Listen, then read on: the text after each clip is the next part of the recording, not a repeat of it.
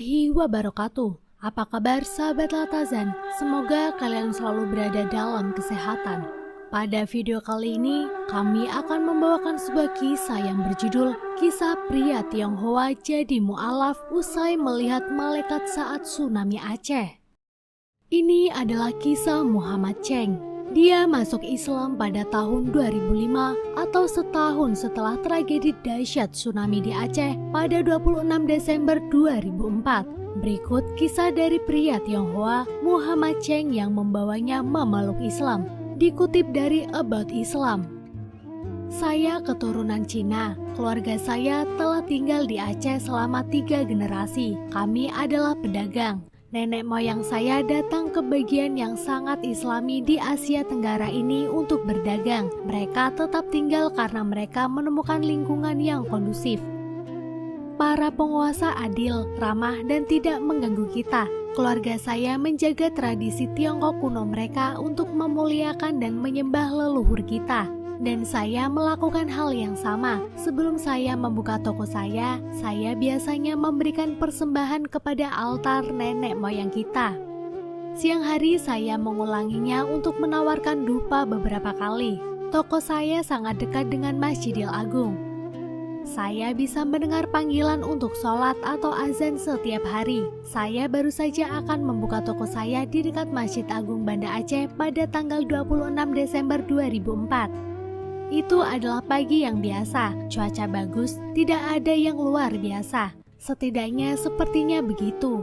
Tapi ada yang aneh, burung-burung berhenti bernyanyi, dan kucing yang biasanya menunggu di depan toko saya untuk sisa makanan tidak ada di sana. Saya tidak begitu memperhatikan peluang ini. Namun tiba-tiba ada suara gemuruh yang kuat dan keras. Saya berlari keluar, itu pasti gempa bumi, kataku pada diri sendiri. Orang lain juga keluar dari toko mereka, tetapi setelah beberapa menit kami semua kembali ke dalam. Namun setelah beberapa saat orang-orang berlari dan berteriak, "Air laut datang!" Saya bingung, meskipun saya mengerti kata-katanya, saya tidak tahu apa artinya. Saya keluar lagi, orang-orang histeris dan berlari menuju masjid sambil berteriak, dan kemudian saya melihat air mengalir. Saya segera berlari untuk mengambil kemenyan. Saya ingin meminta bantuan leluhur saya, namun lebih banyak air datang, mengalir di jalan dan menuju masjid. Saya menjadi takut dan berlari ke atas. Saya menyaksikan tsunami dari balkon kecil. Semakin banyak air yang datang dan itu tidak bisa dipercaya. Lalu tiba-tiba saya melihat sesuatu yang sangat aneh. Ada pria jakung mengenakan pakaian putih. Mereka membuat gerakan seperti polisi yang mengarahkan lalu lintas. Mereka berdiri di berbagai tempat di depan Masjid Agung. Dan air mengikuti arahan mereka. Air membelah beberapa meter di depan masjid dan mengalir di sisi kanan dan kiri masjid. Namun, lebih banyak air datang. Kekuatan penuh laut hanya mendorong jalannya ke kota dan menuju masjid. Orang-orang berpakaian putih itu tidak lari seperti orang lain. Padahal ratusan orang bergegas menuju masjid, berlari untuk keselamatan hidup mereka. Beberapa orang jatuh dan air melahapnya. Saya melihat semua ini dari balkon saya. Semakin banyak air. Anehnya, saya menyaksikan air tidak masuk ke dalam masjid. Lalu tiba-tiba, lebih banyak pria berpakaian putih muncul dan mereka mengangkat masjid. Ya, mereka mengangkat masjid, seluruh masjid, tepat di atas tanah dan air menyembur di bawahnya. Saya benar-benar terpana. Apa itu tadi? Jika seseorang memberitahu saya apa yang saya lihat, saya tidak akan percaya padanya. Tidak pernah, tetapi saya melihatnya dengan mata kepala sendiri. Tuhan betul-betul melindungi masjid ini, kataku dalam hati lagi dan lagi. Beberapa minggu setelah bencana tsunami yang mengerikan ini, saya mendorong diri saya untuk menceritakan apa yang saya lihat kepada penjaga toko muslim di sebelah toko saya. Dia menyarankan saya untuk menemui imam masjid. Saya berjalan ke arah masjid dengan ragu-ragu. Ini adalah pertama kalinya dalam hidup saya untuk memasuki komplek masjid, meskipun pada dasarnya saya telah tinggal di sebelahnya sepanjang hidup. Imam mengenali saya dari kejauhan dan keluar untuk menyambut saya. "Selamat pagi, ada yang bisa saya bantu, Paman?" Dia menyapa saya dengan sopan. "Aku perlu bicara denganmu," jawabku. Kami duduk dan saya menceritakan seluruh kisahnya. Dia duduk diam, air mata mengalir dari matanya. Setelah saya selesai, kami hanya berpelukan. Pelukan alami inilah yang dipertukarkan oleh orang-orang karena mereka mengalami pengalaman mengerikan yang sama.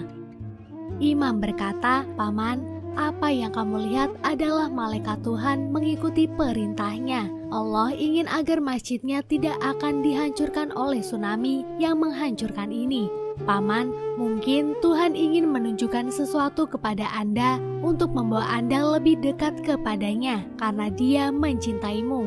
Karena Dia melihat Anda adalah pria yang baik. Dia ingin memberi Anda kebahagiaan di dunia ini dan surga di akhirat. Apakah Anda ingin menjadi muslim, Paman?" Tanyanya hingga membuatku tertegun. Bagaimana saya bisa menjadi muslim?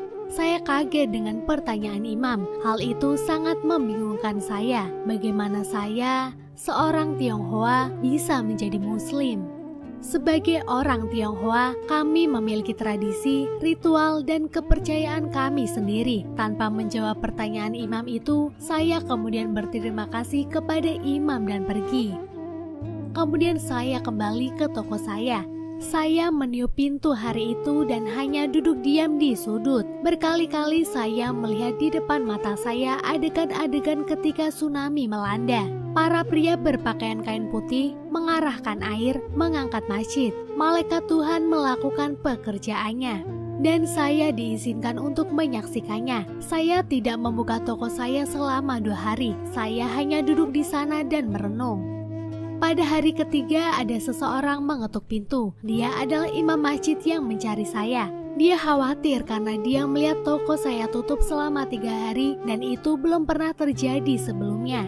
"Saya sedang berpikir, Imam," ujarku.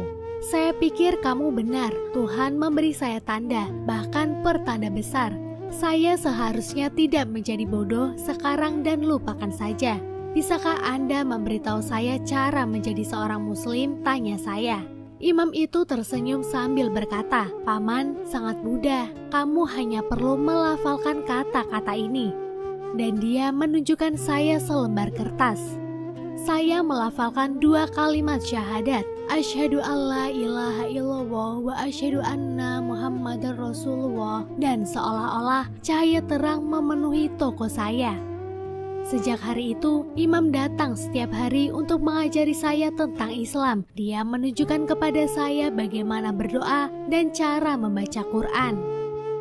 Dan setelah saya bisa sholat, saya juga ikut sholat di Masjidil Agung. Dan itu adalah salah satu hal terindah dalam hidup saya. Alhamdulillah. Sekian kisah yang dapat kami sampaikan. Semoga bisa bermanfaat bagi kita semua. Jangan lupa untuk like, share, dan subscribe. Terima kasih. Wassalamualaikum warahmatullahi wabarakatuh.